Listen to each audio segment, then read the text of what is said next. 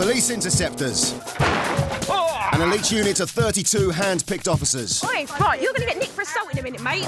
Using rally-spec Subaru Imprezas, Mitsubishi Evos, and a state-of-the-art Eurocopter, they're Essex Police's most effective weapon in the war against crime. Police!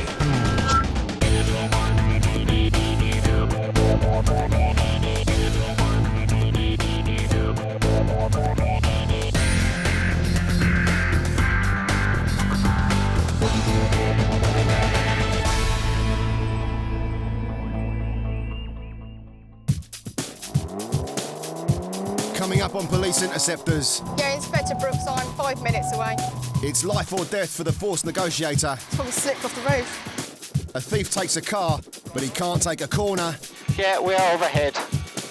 And it's the end of the road for an Evo 8. It's gonna go back.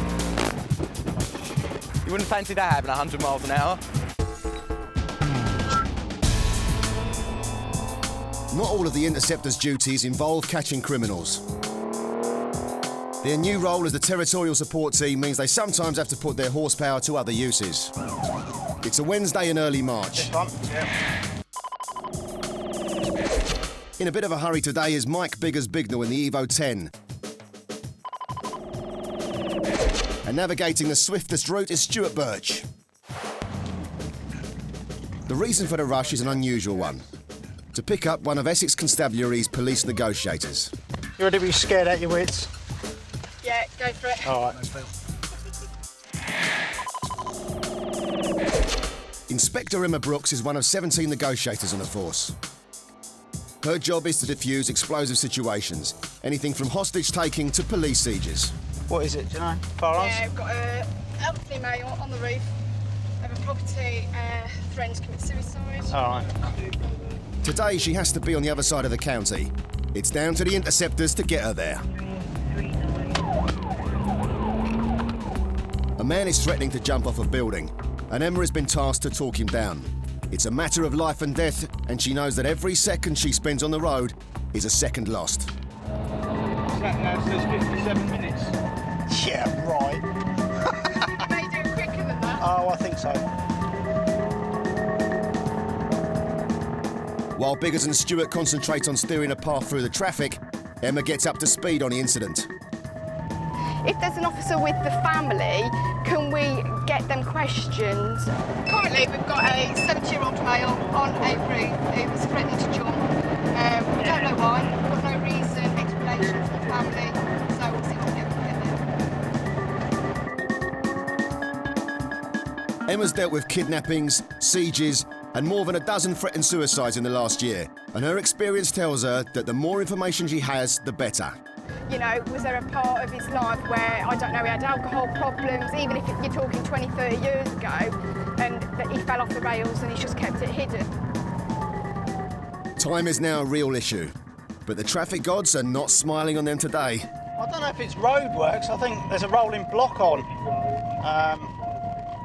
But it's very much scuppering our progress at the moment. With the blues and twos making enough noise to get them noticed. Oh, 2 lorries together. I love you, lorry drivers, you're great. Biggers works his way through to the source of the congestion. That'll be why. It's a combine harvester with a top speed of, wait for it, 25 miles per hour. All right, let's see if we can make some progress now, shall we? Engage. Biggers floors it.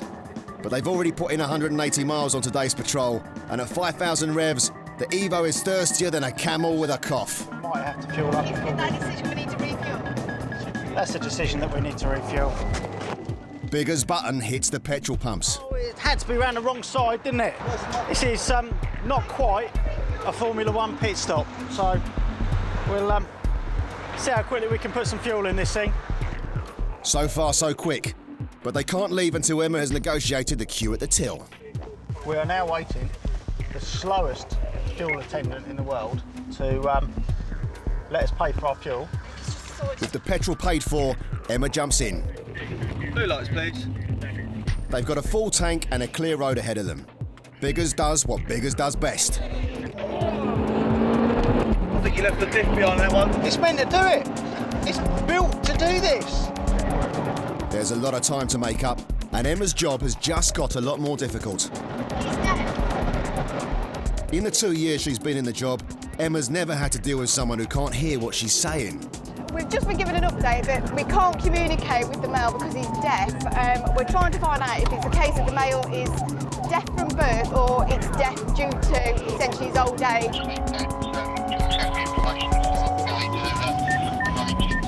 Then a report comes through that he started throwing his clothes off the roof. Now the Interceptors have to add hypothermia to their list of concerns. Yeah, do we have an ATA? Yeah, Inspector Brooks, I'm 5 minutes away. Next turn on your right. Gotcha. Half an hour and 40 miles after they left, Biggers pulls up outside the house. Are you staying anyway? Yeah, we'll be here, mate. Emma's first job is to get as much information as she can in the quickest time possible. The sergeant on the scene starts her off. Right, he's actually on the rear of the roof of this house here. Yeah. Okay. I would say he's got to be about 65 years of age, perhaps 70, something like that. He's obviously consumed some alcohol during the day today. Before wife had gone out about 8:30, everything was fine. So Yeah. there's no reason why he would be up there at all. Has the wife said that his character's changed over the last couple of days? I don't know specifically around that. I've got someone with Okay, I'm just going to have a quick chat with the wife yeah. and then I'll get up to speed with that, obviously. The gentleman is kind of in between the roofs of the houses at the moment. This is where he's taken his top off. By all accounts, he's been out there for a little while. Obviously, the medics are a little bit concerned about him at the moment, as are the fire crew. In fact, all the emergency services are on standby. Nobody wants this to go wrong. Away from the cameras, Emma's talking to the man one-to-one.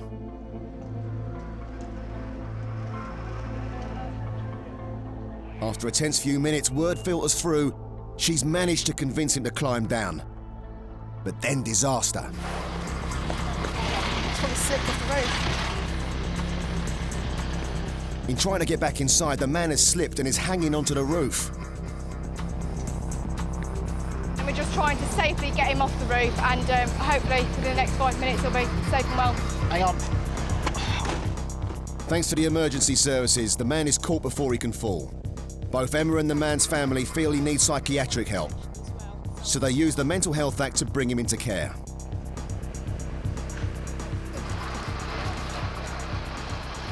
At the moment, his mental state needs to be assessed and something has obviously triggered what has happened today.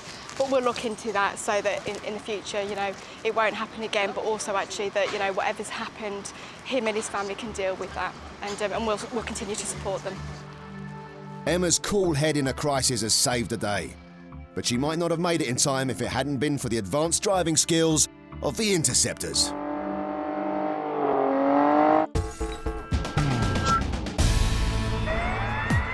Coming up, Emily deals with a drinker.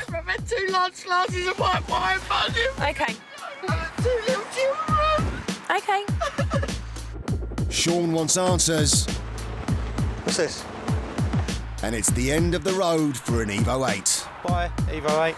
Probably won't see that again. Not for a long while.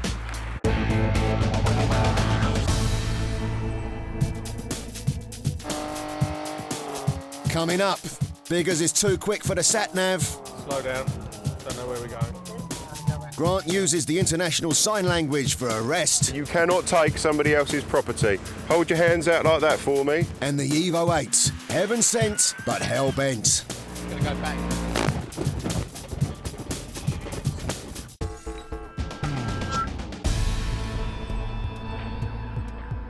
Drink driving is one of the biggest killers on Britain's roads.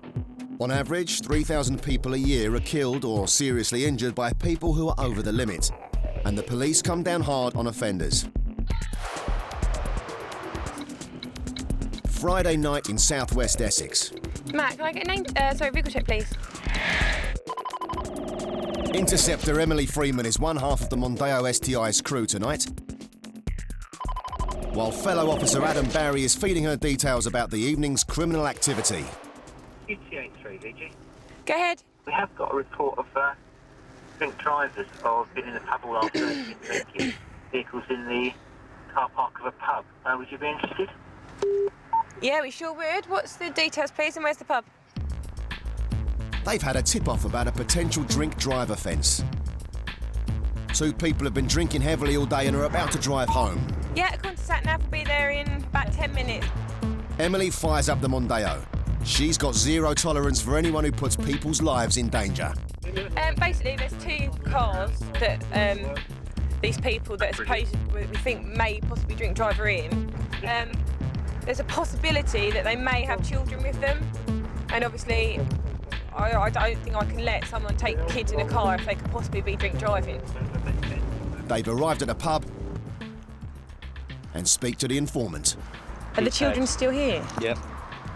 Okay. Basically, the gentleman's car's gone, so he's driven off in that. The woman's car's still here. She's still in the pub with the, believe with the children. But unless the woman gets into a car and tries to drive, she hasn't done anything illegal. Adam and Em park up and wait. Hold on. That's her. Yeah, I think that's her. Oh, they're going. So every day's a school day. And there's another bloke with them. There's a whole army of them. Here, oh, blimmin' heck, they're all coming out now. Oh, blimmin' heck. Here are the kids. Round the back of the pub, the woman has slipped into the driver's seat of a black Mercedes and pulled out of the car park. Emily goes into pursuit mode. If the woman is over the limit with the kids in the back, there's going to be trouble. There's a car gone straight home. There she is. She's...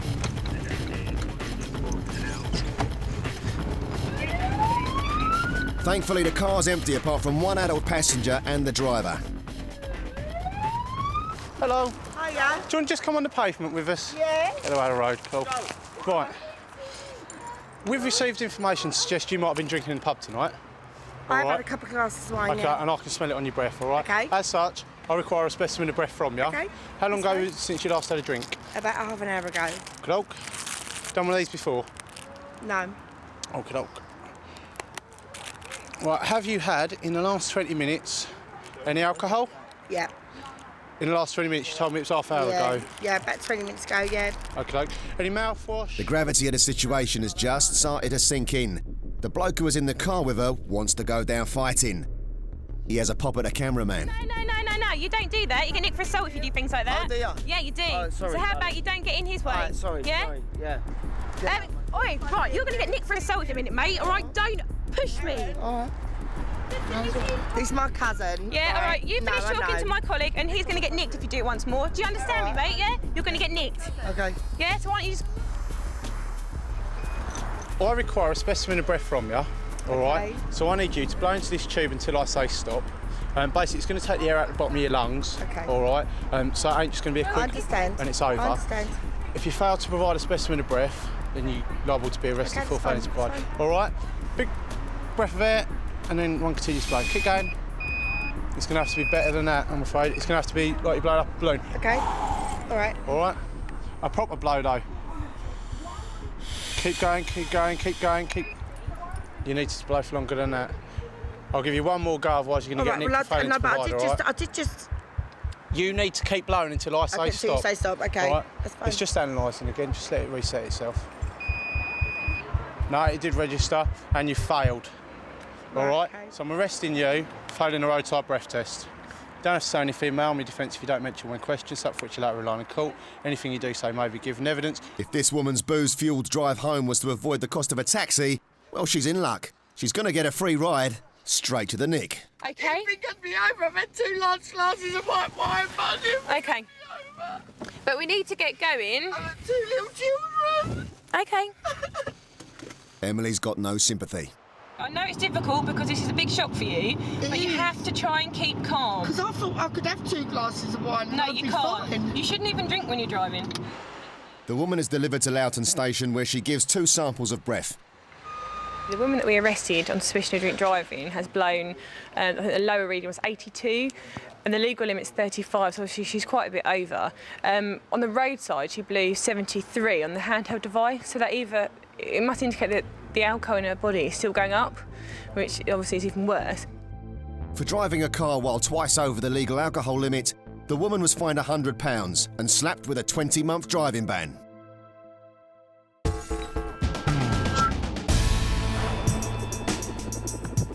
It's the start of the shift for the Interceptors, and a frost has descended on the Essex countryside. But warm and cosy in the veteran Mitsubishi Evo 8 this morning are Biggers, who's doing the driving, and Andy Donaghy, who's operating the heater. The old warhorse, that's the Evo, not Biggers, has seen a lot of action in the last 3 years. Designed to tackle the most punishing driving conditions, the Evo 8 is a rally-bred road warrior. But there seems to be something wrong with it today. It's going to go back.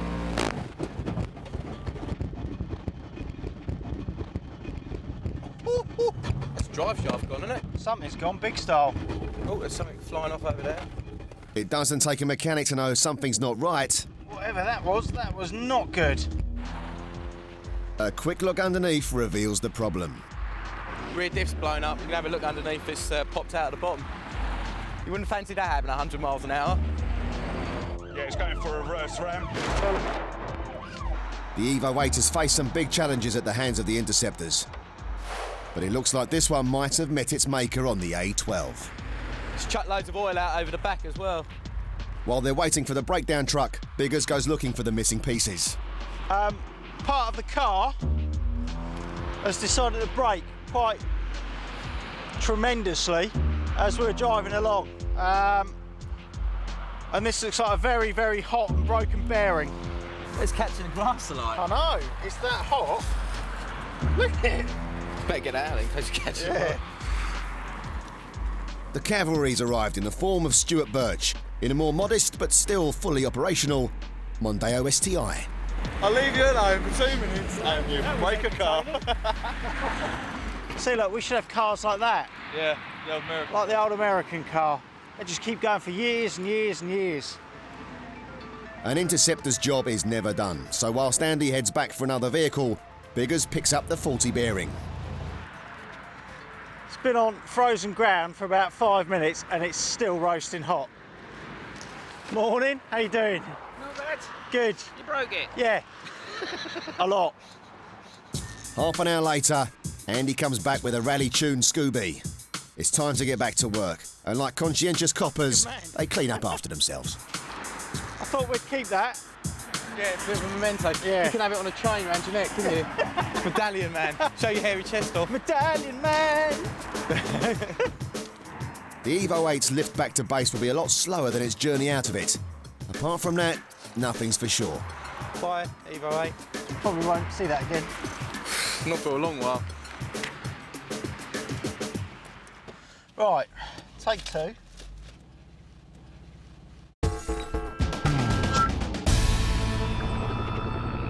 It's Friday morning on the A414. Driving one of the surviving Evo 8s today is Grant Snow, and he's struggling with the traffic. Connected to the police database is Sean Gurney. He's on the lookout for thieves driving a red escort van. Just heard over the radio that there it is. Control, that vehicle's just past us, A414. Hawk-eyed Sean has spotted the van driving in the opposite direction. Grant spins them around and guns the Evo. 300 angry horses leap into life. The car is 4 vehicles ahead of us, approaching the traffic lights. This van in front has been put up as a suspect for theft of charity bags. Criminals have been targeting charity collections, nicking the bags of clothes that people leave outside their houses. It's the lowest of the low, and the Interceptors want to stamp it out. Yeah, Control, we've got eyeball on the Pull driver. into the roundabout. We're going to put him into the VOSA check site, I believe is Eastern European. It's going for a red light as well. The bags that were taken, do they belong to the informant? In there. Sean directs the driver, Fella, pull in through here and over there. and when it stops, he goes straight for the prize. Oh look, charity bags. Whose are they? People who say words, mate. Right. I'm going to inform you that you're under caution. You do not have to say anything, but it may harm your defence if you don't mention when questioned something which you later rely on in court, and anything you do say may be given in evidence. Do you understand? No. Right. The bloke's not an English speaker, so Grant keeps it simple. These bags in this van, are they yours? No. No. Do you work for the charity that the bags belong to? No. How have you got these bags? I take for theirs. You take them? Right. At this moment in time, I'm arresting you on suspicion of theft. Okay, you cannot take somebody else's property. Hold your hands out like that for me. Have you been arrested before? No. Sean arrests the passenger. They have no time for thieves like these. We've dealt with this type of incident before. Loads of companies go around, they put bags through doors, collecting clothes for charity. They get paid £800 a tonne for this clothing when it goes through a recycle centre. So there's a lot of money in this type of clothes for charities and a lot of money in it for criminals as well. Identifying their suspect might be a problem. Have you got a wallet or any identification with you? No? Any identification at all in the vehicle? Nothing at all? Okay. Is it your vehicle? Can somebody translate? Right. Okay, yeah, we'll sort that out at the police station, don't worry. He says he's Lithuanian and doesn't speak enough English to answer Grant's questions, so there's only one way to deal with it. You've never been arrested in this country before. Okay, through you go. While they wait for a translator, Grant talks to the desk sergeant. Suspicion of theft of charity bags. He might not be great with the language, but he's certainly been busy. At least one similar theft has involved someone matching his description exactly. I'll inform you officially that you're further arrested for the offence of theft of charity bags on the 27th. They say charity begins at home. For this bloke, it begins in West Harlow and ends with a night in the cells. Lift your feet up. You can speak to this gentleman here.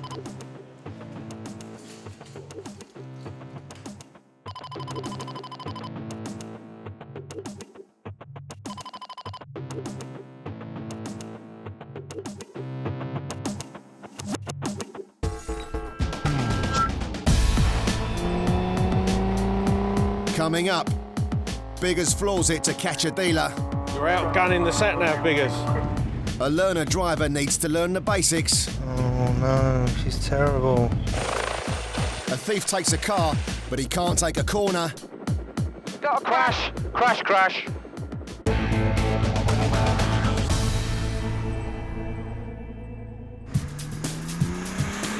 Coming up, Biggers pushes the Evo 10 to the max. You're outgunning the sat-nav, Biggers. The Evo 8 gets an overhaul. I don't think it'll be cheap. No, glad it's not coming out my pocket. And Grant gets an eyeful. What is that big bulge in your pants? It's lunchtime in Lee, and the Interceptors are parked up on a roundabout in the Evo 10. Biggers is full of beans and itching for something to do. And Fitchy in the passenger seat has found him a little job. Their fellow interceptor, Andy Donaghy, is single crewed in nearby Canvey and has put a call in for assistance.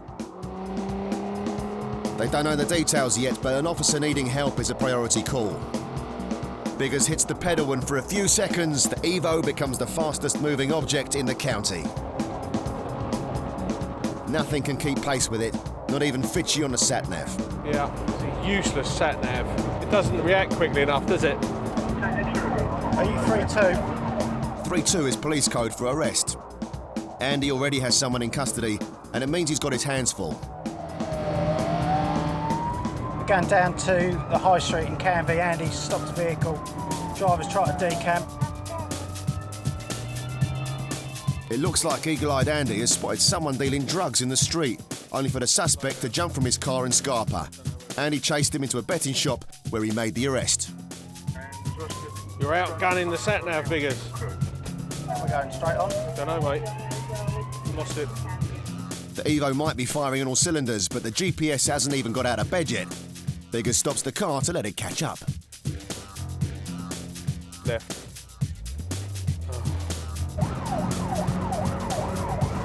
Is that Andy's motor there? Yeah. Fitchy and Biggers go into the betting shop. Andy's already in there, and he's got himself a prisoner. The bloke's carrying cash but no drugs. Andy reckons he dumped them in the bogs already, but he couldn't do a search without leaving the prisoner unattended. But Fitchy and Biggers can, and they follow the trail into the toilets. I reckon they've come from in there. 1, 2, 3, 4, 5, 6, 7, 8, 9, 10, 11, 12. Andy, you've got 12 rats of what looks like coke. The bogs at the bookies are the last place any copper would want to go in elbow deep. We believe it's cocaine. But eventually the job is done. There might be an issue because it's obviously been in the toilet and it's powder, so it'll dissolve, but there should be some good stuff in there. There's 13 in there, mate. Where's the bag? The bag was on the floor, which I'm assuming... had that in his hand, yeah. So we'll take the whole lot. Fitchy takes Andy's prisoner off to get him booked. A room for one should do him nicely. Good work. Well done. Right. I've obviously seen him come down the high street in Canby, at which point he's seen me, jumped out of the car, run into the bookmakers and run straight into the toilet. I've run after him, and at which point he's disposing the stuff down the toilet. And I think we've recovered 13 wraps of what appeared to be cocaine. So, not a bad result, really. It's a solid collar for the Interceptors. The guy was charged with possession of a Class A substance with intent to supply. The investigation is continuing. It's going to go bang. Earlier on Police Interceptors, we saw the Evo 8 blow its rear differential all over the A12. Bye, Evo 8. Probably won't see that again. Not for a long while. 2 days later, Andy and Biggers are back in the garage to find out how the patient's doing. Because that's all seized up inside as well. I don't think it'll be cheap. No, glad it's not coming out my pocket. Yeah. Thankfully, the Evo's in the right place. The garage at Boreham HQ is dedicated to keeping the motors on the street and taking down criminals. This Subaru has just had a new bumper fitted, and it was Andy who was driving it during its last encounter. We basically found a stolen lorry on false plates. As I get alongside it, he's pulled out and he's rammed me, hit Biggers that was driving one of the Evos. Luckily, we got the occupant of the van. Obviously still caused a bit of damage to our car. Gets back on the road, yeah, it's got some cosmetic damage which will get sorted eventually, but it doesn't keep off the road for too long, thank God. But it's going to take more than a lick of paint to get the Evo back on patrol. Go on, what do you think's wrong? It's broken. Thanks. The mechanic known as Phil the Tyre has seen it all before. Obviously what they're being put to is the extreme, and there comes a time when something will let go. It's as simple as that. But what's the damage? Over to his boss, Tony. What do you reckon, Tony? I reckon you're looking at $4.5 grand. Yeah, thousands. That'd be expensive, then. It's a massive bill to get their Evo 8 back, but Andy's had a bit of an idea. How much do we get one off eBay? I can find you a new rear diff, second hand, £600 off eBay. And we'll split the difference. We'll have to check the numbers on it, because it might be off a stolen Evo. Yeah. Yeah, that'd be embarrassing, wouldn't it? Wouldn't it, Jones?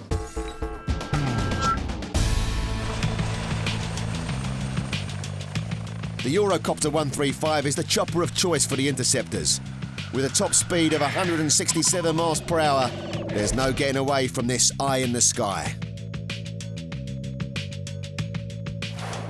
When a stolen Vauxhall Astra activates a tracker in nearby Hertfordshire, QH99 gets involved in a high-speed pursuit.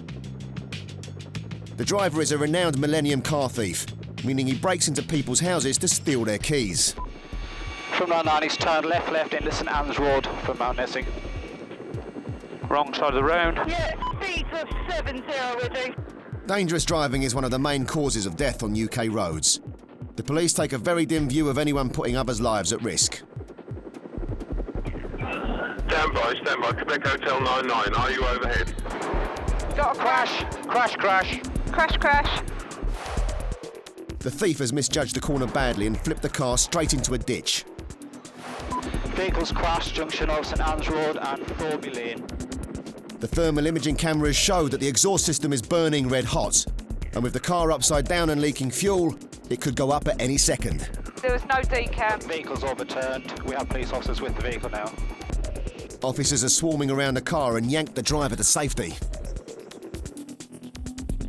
Any ambulance or fire required, over? The vehicle is smoking. Requires fire and ambulance, please. The driver should count himself lucky to be alive. He'll be getting very little sympathy from the police. He appears uninjured, but he has rolled the vehicle. I would like him checked by There are no police officers injured. An ambulance just to check the occupant, please, but fire is the priority. For aggravated vehicle taking and dangerous driving, the thief was sentenced to 8 months in a young offenders institution and banned from driving for a year.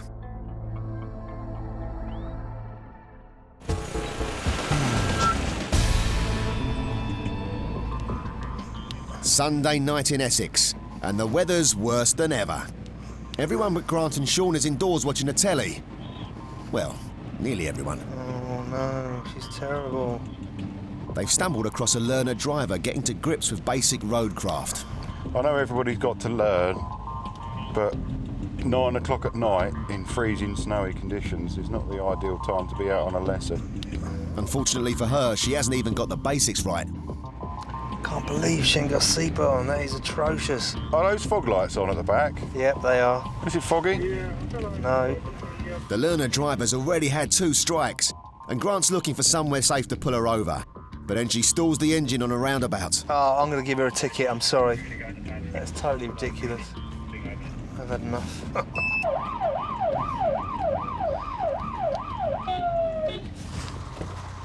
Hello. Yes, yeah. Just want to speak to the driver, if I could. Are you supervising her? Yes. What kind of licence do you have? Full driver license. Okay. Young lady, you have not got your seatbelt on. Oh no. Right. You didn't have it. I didn't. No. I didn't have it on. No, she didn't. Have you got your driving licence? And have you got your driving licence? I didn't carry my bag. It's in my purse. Have you got your purse? It's not here with me. I was just going to drop it somewhere. All drivers, whether they're full or provisional, should keep their licences with them when driving on public roads. And if you're supervising a learner, you'd better be spotless. On the back here, you've got these lights. Yeah. These are your extra bright rear fog lights. You can't use these when it's raining or snowing because they're so bright, they dazzle people. Okay. Sean, meanwhile, is having trouble getting the passengers' details. I can find no record of a driving licence in your name. No, I have my driving license from where I'm from. From where you're from? Yeah. Do you have a UK driving licence? No, I haven't got UK driving. You told me you had a card licence. Yeah, it's a card. You're being very vague now. Grant thinks he's being vague for a reason. Right, have you applied for UK immigration status? Yes. Has that status been granted? Not at the moment. It's Not at the moment. It's still in the process. How long ago was it you applied for immigration status? A few months ago. A few months ago. The gentleman who's supervising her doesn't hold a UK driving licence and hasn't taken a test in the UK. He's now produced a Kingdom of Lesotho driving licence. That doesn't allow him to supervise a learner driver in this country. Grant puts in a call to the immigration service. Got a gentleman stopped who's from the Kingdom of Lesotho, or so he says, and has produced a photocard driving licence from that country. The Kingdom of Lesotho is like an independent country, not claiming to be part of South Africa. It turns out the man is what the immigration service calls an overstayer. He entered the country legally as a member of the British Commonwealth, but failed to register to stay on at the end of his permitted visiting period. He speaks better English than he's making out at the moment. Yeah, which is often the case. So she's all right to stay within the UK for as long as she wishes. Right, so she can sponsor people to come over. I'll bring her over here a minute and sit in the back, mate, so we'll just speak to her. Yeah. All right. What started as a tug for not wearing a seatbelt has gone downhill. Can we just have a chat with you again, please? Back in the Evo, Sean kicks things off. For not wearing a seatbelt, you're being reported for that offence, and you're also being reported for driving otherwise in accordance with your licence. Things can't get any worse for this young lady, or can they? Your car is going to be seized and impounded until you can prove that you're adequately supervised to drive. Now Grant has a final blow to deliver to her boyfriend. I've been on the phone and spoken to immigration at some depth about yourself. They have no record of any immigration application from yourself. So they are saying that you are an overstayer. Therefore, at this moment in time, I'm arresting you on suspicion of being an illegal immigrant overstayer in this country. It's been a night to remember for these two, but not in a good way. The short time they have left together gets spent watching their car get towed. The unfortunate thing is for the young girl that's driving, she was totally unaware of his immigration status. She's been allowed to stay in the country since 2007 and is entitled to sponsor people coming over from African states into this country, but she hasn't sponsored him, and he's obviously bluffed her in relation to his immigration status. They've started a relationship, and there's a possibility once he goes into custody he might not be released, he may be deported from the country, so she might not be able to see him again. All from a learner driver, eh? The man is handed over to a local police unit. Come with us then, young man. This could be the last time he sees his girlfriend on British soil. No, he's going now. For failing to register with the immigration service, the boyfriend was given a one-way ticket back to his homeland. For Sean, it's mostly just another day in the Interceptors. I feel for a little bit.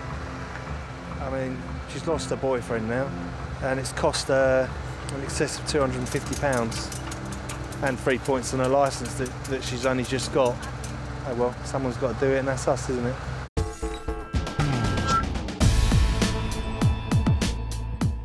Coming up, the perils of being an illegal cab driver. You'd be out of a job, wouldn't you?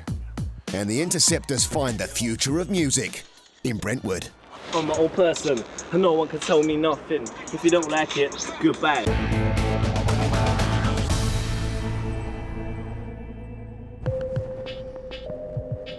It's late at night and there's a bit of a nip in the air. Grant's cruising through South Essex in the Evo 10. And next to him is Sergeant Lee Devell, who's checking up on the vehicle ahead of them. Unpronounceable name from Erith in Kent. The car's a long way from home, but before they can tug it, the car pulls over and drops someone off. Hello, mate. Hello, my friend. How are you? I'm all right. Why have you stopped here? No, I'm going to drop this for my friend. You've got what, sorry? I'm dropping my friend.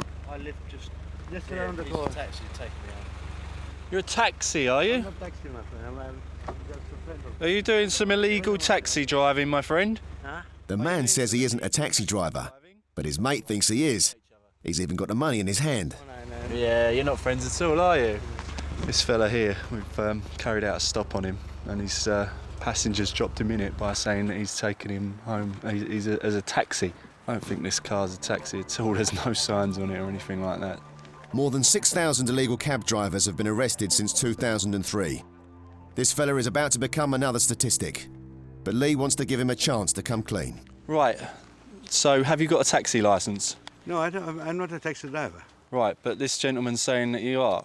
I'm a friend of mine. Just drop him. Who you charge? I don't charge anything. How do you know each other then? I met him in the club. I take to the sauna. You met him in a club. When was this? Yeah, you don't know what to say, do you? Yeah. It is actually. I don't charge nothing at all. Right. So what are you doing in this part of Essex then? I'm dropping him and I'm going home. Where do you live? I live in Slay Green. Right, well that's quite away from here, isn't it?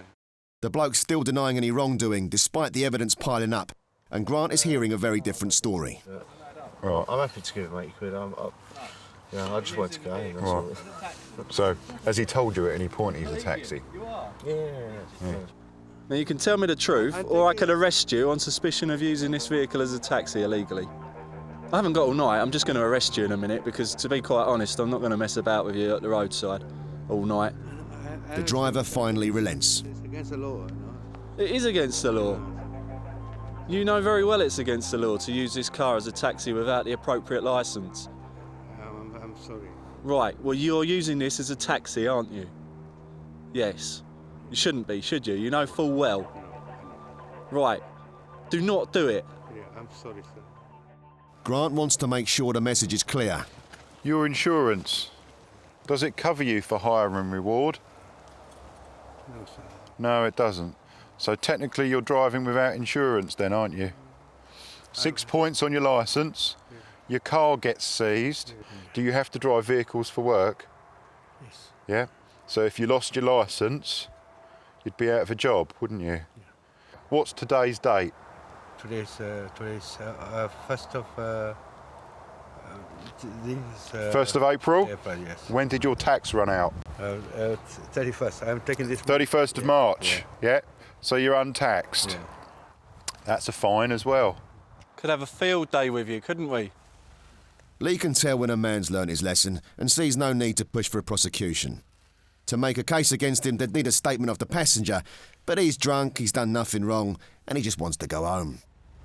He's not allowed to give you any money tonight. Yeah, I'll some money towards petrol if that's okay. Is that okay? To be quite honest, it'll learn him a good lesson not to. Yeah, I'm not going to give him like loads, but a bit of money towards. I'll leave it up to you on this occasion, Okay. all right? A bit of money towards petrol, is that okay? I'm sorry, I've done. Okay. I'm sorry. Dad. All right, you can Cheers. get off. Just round the corner. Okay, good night. Okay, thank you. If I find out that you're using this vehicle again for the purposes of a taxi, we won't hesitate in throwing the book at you. All right, now you've got off lightly tonight. Very lightly. Go on your way. Get yourself off home. Do not let us catch you using this vehicle as a taxi again. Understand? We've given him quite a strong for it and decided to deal with it that way.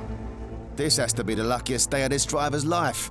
But if he thinks he can keep minicabbing illegally, he'd better think again. We'll put intelligence onto the system so that if he's caught again, then hopefully that'll be picked up upon and he'll be dealt with a bit more strongly.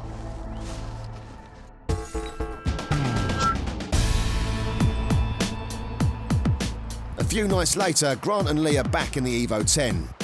3 males walking down a road have just caught their attention. The Interceptors are an elite unit, but their skills are based on years of solid police work. Those hoodie kids. Three lads walking along. They weren't together. There was about 10 metres between each one of them, all on the same side of the road. And they've disappeared. I turned round, came back down, and they'd disappeared. Grant has an eye for suspicious behaviour, and to him, this is definitely worth a second look. Oh, there they are. All right, lads. What have you been up to tonight? Where did we go, actually? We've just been out filming videos. These young fellas are out late, and Lee's young enough to remember what a school night is. It's 1:20. We're filming hood videos. All right. What's that all about then? Basically, right, music, yeah, you film it, and then you spit what you're spitting. Obviously, I'm white, I'm not very good at it, but, and then you just put it on the computer, really. The lads claim to be filming a rap video. That's got to be the best story Lee's heard all night. His experience tells him to keep asking questions. We're out looking for people that are up to no good, people breaking in cars, into houses, etc, etc. Have any of you lads got anything on you that you shouldn't have? No. No? Feel free to search. All right, just let's have a little look in there, mate. I've got a video camera, headphones, wallet. It looks like the lads might be telling the truth, but Grant's been in the job for 14 years and he's never heard anything like this before. So what exactly is it you film? Oh, us. We do our music with an instrumental. Hang on, yeah. Is that right? If I just pass the music. So you do your music with an instrumental and you film it. And then put it on YouTube. And then you put it on YouTube. pretty much it, Do you really. get any money out of it? Depends if you get good enough.